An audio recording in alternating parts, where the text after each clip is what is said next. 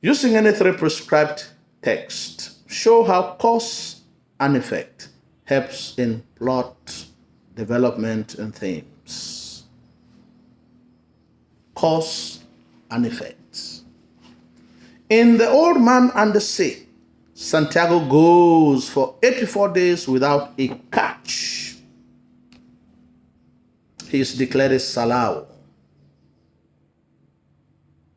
He goes deeper into the sea. He catches a marlin, which he loses to the shark, highlighting determination, endurance, success in failure. Santiago is unable to catch a single fish for many days, which means that he can't make money. Manolin's parents withdraw him from Santiago because they want their child to earn a living from the activity that he carries on. This leaves him lonely at sea. He goes to fish. He catches a marlin, fights against it all alone, kills it, but he is very exhausted to defend the meat and loses all his instruments in the process, making him to return home only with the skeleton. Santiago fishes in a small boat, which takes him deep into the sea. And even though he catches the marlin cannot be dragged inside the boat. Consequently, he has to lash it to the skiff, exposing the meat to the shark, which have been invited by the blood that had spilled in the water. He cannot defend the meat because he is alone, and he uses crude elements. Coming back to the shore, exhausted and only with a skeleton, highlighting success in failure. In Unanswered Cries, Olabisi asks the Dibasowe's daughters if they are bokas, and they take offense, and there is a fight in which she tears their pants and says Bondo's secret. Yapose is angry and threatens Makalai to bring her to the Bondo camp to be circumcised or face the wrath of the Bondo spirits, highlighting conflict and superstition. Olabisi runs into the forest to avoid being circumcised, only to end up in the Bondo camp, where she is almost circumcised, but she fights her way out. She also witnesses the ordeal of the young girl who is circumcised against her wish, highlighting conflict, pain, and determination.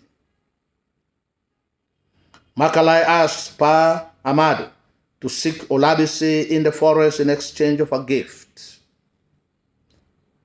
The hunter finds her, but he collects money from Olabisi and helps her to escape back to Freetown, highlighting bribery, corruption.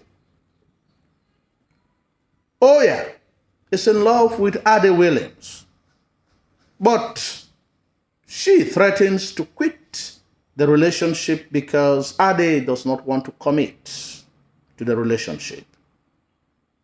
Ade's excuse is that he does not have a permanent job. But Oya tells him that she has been footing the bills.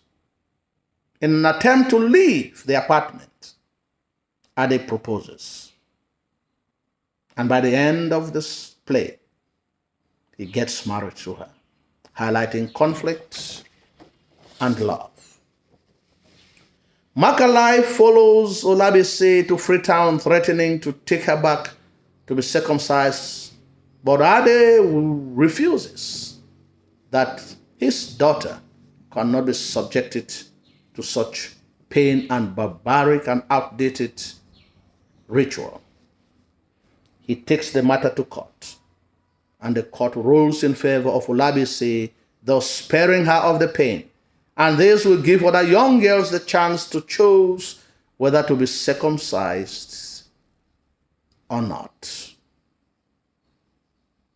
Ade and Oya's defense of Olabisi in court highlights love. And Makala's actions highlights superstition and conflict. In twilight of misty foliage, Mfinyi decides to seek the Gangbo family that had killed some white soldiers, and they are seeking them out. The villagers decide to protect him and his family in the cave. When he approaches and fails, the villagers decide to teach him a lesson, and the bees invade his compound, causing havoc.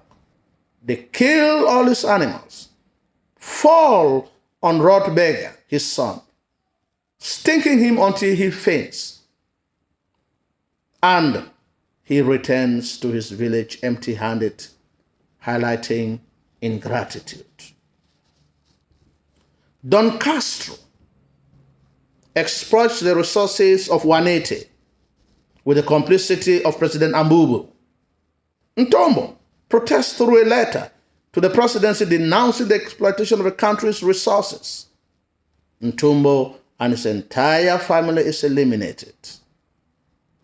In fake honor of his memory, the country's name is changed from Wanete to Wanetemo, which means the people are not happy, highlighting hypocrisy, exploitation, and man's inhumanity to man.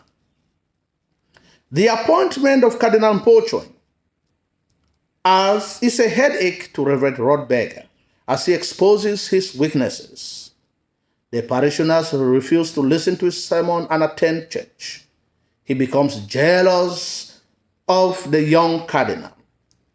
He hires a group of hoodlums to murder his eminence, but he miraculously survives, highlighting evil and hypocrisy in the society.